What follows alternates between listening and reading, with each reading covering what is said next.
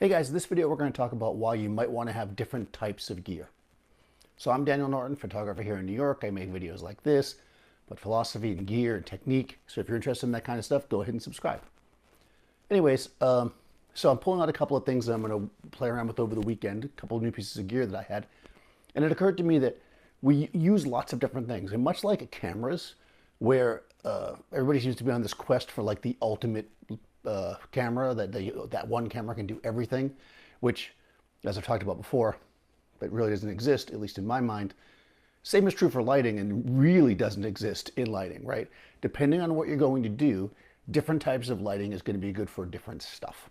Yeah, if you understand lighting and you're willing to make some compromises, you can get the job done with many pieces of equipment and you can do all kinds of things, but the reality is that some gear is made for different stuff. So I have two things that I'm actually going to be messing around with and making some videos for. So I thought I would show you guys and kind of talk a little bit about them. So the first I'll do was this one I've been asked to do a video about for a while. So I'm doing this for Autorama. This is the Flashpoint Explorer 300. So this is a flash. So if people don't know, it's what you call a monolight flash, meaning that it's completely self-contained. And it is a battery-powered monolight. So basically, we can take this wherever we want. Yeah, the battery's right there. You know, you plug your battery into the back of it, boom, and now you got a flash, right? Studio-type flash on location. What's different between this and, like, say, a small flash or a speed light, one that goes on top of your camera? Well, this won't go on top of your camera. That's number one. Typically, these are a little bit more powerful, and they can take a different type of accessory. Like, they're just easier to modify with more studio type accessories than a small flash would be. So one of the things I'm talking about is not small flash, so I'm not going to get into that, but this is a flash unit, right? As a photographer, I might use this because I want to stop action, or I might use it because I need to make it dark where it's light. You know, it's very powerful because it's a flash.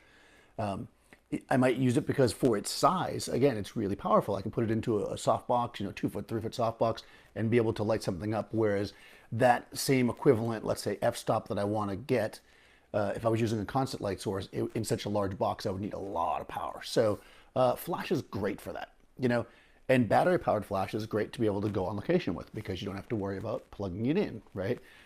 Typically, you're going to end up with less power. I mean, there's as far as I know, I mean, there's many things out there, but as far as I know, most of the battery-powered flash units are going to be less powerful than your plug-in ones. Not that the plug-in ones are always more powerful than this one. This is 300. But, you can get 2400 watt second, 4800 watt second packs, for plug-in stuff, whereas battery-powered flash usually, I think 1000, maybe 1200 max is where they kind of top out. There's a handful of packs, like big battery packs, that can do a little bit more, but that's specialized stuff that we're talking generally, right? So this is great, right? It's small flash, small studio type flash, I should say. It's not a small flash. It's great for whatever you might think, that you want to do in photography as far as stills, portraits, still life, I should say, portraits. Not going to use it for a landscape unless you do like light painting maybe. But, that's basically what this kind of flash is for and what it's good for. The other thing on the far end of the spectrum that I just got, that I'm going to mess with, I get this for myself actually, is Pocket RGB video lights. So this is actually an LED light, right? Not only is it an LED light, it's a small LED light, like it's this is from Savage, and it is I'll do the thing that people always do when they do LED lights. I'll like shine it at the camera. No, I'm not gonna shine it at the camera. It can be basically, I'm not sure how well you'll be able to see that. We'll see if you can tell. I'm trying to turn it down a bit. So basically, what's cool about this is you've essentially got the ability to be just about any color, right? So, yeah, see, I'm changing the color. There we go. So it's kind of really fun, right? I mean, there's lots of small LED panels that can do stuff. And light me up. And this does that too, but like now I'm lighting myself a blue light, right? So I thought that'd be really fun to have as an accent light, if in a situation where I would really need to, I could, like right now it's on tungsten, so I could actually use it as like an actual light. It's a little hard because it's small, but I could use this for lighting a video interview or something. It's very, very small. I could use it to light up a room. I can actually use it like in a kit. Like sometimes I keep these in my kit and this one's great because it's so flat, because I can actually use it as like a flashlight if I need to. If I'm in a dark space and I need to pack my stuff up, so it can be just an area light for me. It's going to be a useful tool for those things, right? It's color changing, it's a constant light so I can see it. It's going to work, let's say if I want to use my phone, right? Because it doesn't really work with flash properly. It's going to be great for video, obviously. It's cool because it has all the different colors built into it. But is it as powerful as a flash? No, not even close, right? This is not going to be able to, like for instance, I'm basically maxed out here, and yes, I'm overexposed, right? But I can't make the room dark with this. I can't light myself. Maybe if I was crazy close like that, maybe. The flash, I can do it without even trying. Like this room is not very bright right now. I could make this room very dark with the flash in a heartbeat. Flash gives you control. Flash gives you stopping power. Constant lights give you the ability to see it right away. RGB lights give you the ability to change the color, which is really cool. I mean, I know you can do that with gels, but having it built in is just great, right? So two different tools, right? I would use both of them. One is not better than the other. One does not replace the other. They're literally just two different tools that you might use, and you could use them together. Let's say I wanted to throw some blue accent light, on myself, and I wanted to make a portrait. I could use the flash for the portrait and drag the shutter for this. I mean, you can definitely mix these things, and each thing has its place. There's no one thing. Like anybody who tells you this is all you'll ever need to do any photography, it's not true. Same with this, right? This is not the only tool you'll ever need. It's a good tool, right, to have a monolight, a portable battery-powered monolight. For some people it's not going to be the right tool, right? So, and I'm talking generalization, so I'm not talking about this specific one or this specific one, but just the idea of light. Because I think that's really important for us to understand. Each light does its thing. There is some overlap, but for the most part, each light does its thing. And the more you light, the more you start to find and work with tools that are very specific. I think when we first start off, we get the most kind of generic tool that we can use, which would be like, let's say, a speed light, because it's a flash, so it's powerful, but it's also small. You can carry it with you. You can put it on top of your camera. But the more we shoot, the more we work, the more gear we get that's very specialized. So this is very specialized. The fact that it changes color, the fact that it's battery power, the fact that it's, whatever, that's a pretty specialized thing, especially for a stills photographer. Would it necessarily be the very first thing I'd buy as a stills photographer? Not necessarily.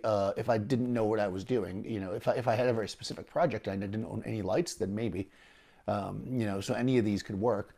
But I guess my point here is that don't feel like, oh, well, I saw some site and they said all I ever need is this thing here and now I have it and it's like I have everything.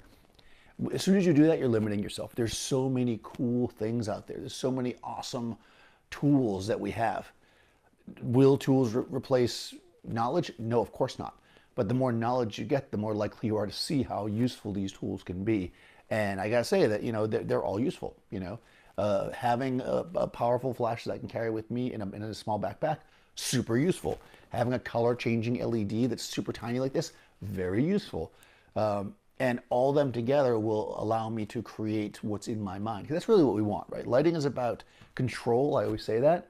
It's about control and the ability to make the things you want to make. You have an idea, right?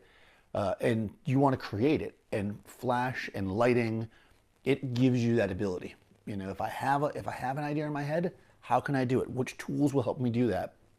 Once I understand lighting better, I'll know which tools are right for me, but I'll also understand that not every tool will do every single job. So that's what I'm thinking. So be on the lookout for this. This one I'm doing for Adorama. They asked me to make a video for this. So I think it's gonna be on the social media. I'll put a link.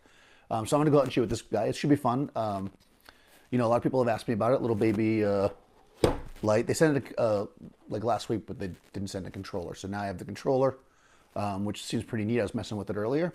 So we'll see. This is again a small flash. It fits in a case. Flash point, blah blah blah. You'll at 300 Explore 300. You'll see a video.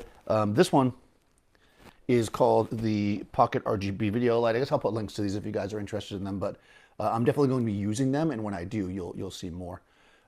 This I'm actually been very impressed with. I threw it behind me the other day when I was just recording some video, and I just put it like on the wall, and it was just very cool to have some color back there. So yeah, these are. I'm very enamored with the color changing LEDs. I think they're super cool, and it always I start using them, and then of course you hit the limitations, and you're like, oh, because you never will. You always want to pick it up and be like, oh, maybe this will just be all I need, but it just isn't. Your flash still completely trashes it as far as power wise. But man, when you want to put a little light somewhere, and I just think about some of the lights that we had early on, the LEDs that were so weak and that the color wasn't good. And I mean, they certainly didn't change all the different colors like this. Yeah, this is pretty neat. So we'll see. And it seems pretty easy to use. So again, I'm going to mess with it. I don't do reviews, as I said, but I will use it in some videos, and we'll see. I have some ideas how to mess with this thing and really play around with it. So we'll see what we can create with the color changing LED light, and then also with the flash for Adorama. So if you guys haven't already, go ahead and subscribe and hit like and blah blah blah, all the things. Follow, ring the bell, and I'll see you tomorrow.